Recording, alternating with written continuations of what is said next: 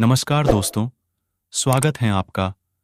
आज एक और ज्ञान से भरी गौतम बुद्ध की मॉरल स्टोरी क्रोध में मनुष्य जो करता है उसका पछतावा या दुख उसे बाद में समझ आता है। तो चलिए आज हम गौतम बुद्ध की मॉरल स्टोरी क्रोध की मदद से जानेंगे कि क्रोधित व्यक्ति को कैसे हैंडल करें। एक बार की बात है, गौतम बुद्ध अपने शिष्यों के साथ बैठे हुए थे और उन्हें कुछ समझा रहे थे। बुद्ध के सभी शिष्य बड़े ध्यान से बुद्ध की बात सुन रहे थे। बुद्ध और उनके सभी भिक्षुओं ने देखा कि एक आदमी बहुत तेजी से उनकी ओर आ रहा है और वह आदमी बहुत गुस्से में है और कुछ बड़बड़ा रहा है। उस व्यक्ति को देख गौतम बुद्ध के कुछ शिष्य समझ जाते हैं कि यह व्यक्ति कुछ गलत करने के उद्देश्य से गौतम बुद्ध के पास आ रहा है। इसीलिए गौतम बुद्ध के दो शिष्य दौड़कर उस आदमी के पास चले जाते हैं और उसे रोक लेते हैं। वह उस व्यक्ति से पूछते हैं कि तुम कौन हो और तुम्हें किससे मिलना है। वह व्यक्ति गौतम बुद्ध के शिष्यों से कहता है, मेरे रास्ते से दूर रहो, आज मैं इस बुद्ध को ही सबक सिखाऊंगा। उस व्यक्ति की बातें सुनकर गौतम बुद्ध के शिष्य उस व्यक्ति को शांत करने की कोशिश करते हैं, लेकिन वह व्यक्ति शांत नहीं होता है। बुद्ध उस आदमी को देखते हैं और मुस्कुराते हैं। फिर अपने शिष्यों से कहते हैं कि मेरे प्रिय भिक्षुओं, उसे आने दो मेरे पास, वह मुझसे कुछ कहना चाहता है। बुद्ध की आज्ञा का पालन करते हुए बुद्ध के भिक्षु उस व्यक्ति के रास्ते से हटते हैं।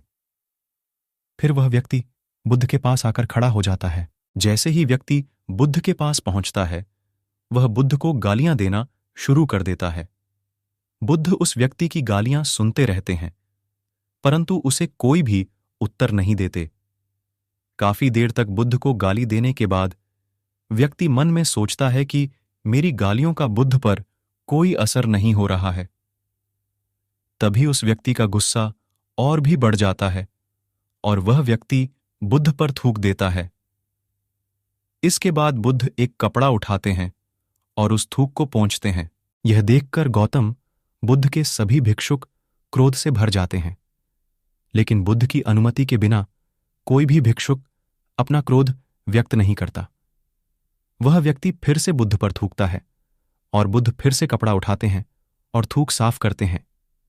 फिर बुद्ध मुस्कुराकर इस व्यक्ति से कहते हैं कि मित्र, तुम कुछ और कहना चाहते हो। जैसे ही वह व्यक्ति बुद्ध का यह प्रश्न सुनता है तो वह व्यक्ति अंदर तक हिल जाता है। फिर वह व्यक्ति बुद्ध को कोई उत्तर नहीं दे पाता और तुरंत वहां से चला जाता है। बुद्ध के सभी भिक्षुओं के मन में यह सवाल उठता है कि उस व्यक्ति ने बुद्ध का इतना अपमान किया, लेकिन बुद्ध ने उस व्यक्ति से ऐसा क्यों कहा, और क्या वह कुछ और भी कहना चाहता था। सभी भिक्षुओं में से एक भिक्षु बुद्ध से पूछता है कि आपने उस व्यक्ति से ऐसा क्यों कहा और क्या वह कुछ और भी कहना चाहता है। जबकि साफ था कि वह शख्स यहां कुछ कहने नहीं आया था, बल्कि आपका अपमान करने आया था। वह व्यक्ति बुद्ध का अपमान करके अपने घर तो चला जाता है, लेकिन पूरी रात सो नहीं पाता है।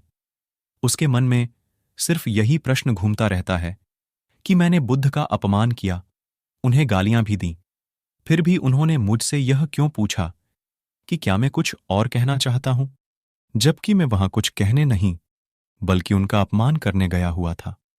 अगले दिन वह व्यक्ति सुबह सुबह जल्दी उठकर बुद्ध के पास चला जाता है और उनकी चरणों में लेट जाता है।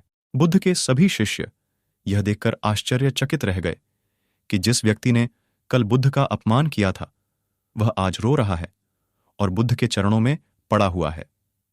बुद्ध उस व्यक्ति को उठाते हैं और उस व्यक्ति से कहते हैं, मित्र, क्या तुम कुछ और भी कहना चाहते हो।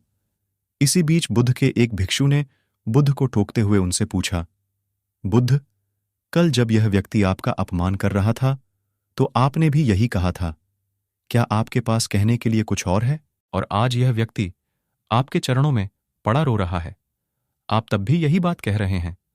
इसका क्या अर्थ है? बुद्ध, कृपा करके समझाइए हमें। बुद्ध कहते हैं कि बात को कहने के लिए शब्द असमर्थ हैं। कल भी यह व्यक्ति मुझसे कुछ कहना चाहता था पर शब्द असमर्थ थे, इसीलिए क्रोध में आकर उसने मुझ पर थूक कर वो बात मुझसे कहने का प्रयास किया, और आज भी शब्द असमर्थ हैं और उसकी जगह इसके आंसू कह रहे हैं जो यह कहना चाहता है। उसके बाद वह व्यक्ति बुद्ध से कहता है कि बुद्ध, मुझे क्षमा कीजिए, मैंने आपका अपमान किया है। बुद्ध कहते हैं कि तुम्हें क्षमा मांगने की कोई आवश्यकता नहीं है, क्योंकि तुमने ही क्रोध किया है और उसका दुख भी भोगा है। इसमें तुमने दूसरे किसी को क्या नुकसान पहुंचाया है?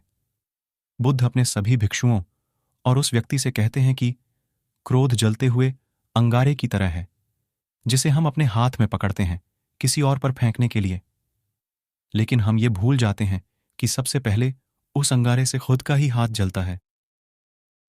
उम्मीद करता हूं इस बुधा मॉरल स्टोरी से आपको आज बड़ी सीख मिली होगी।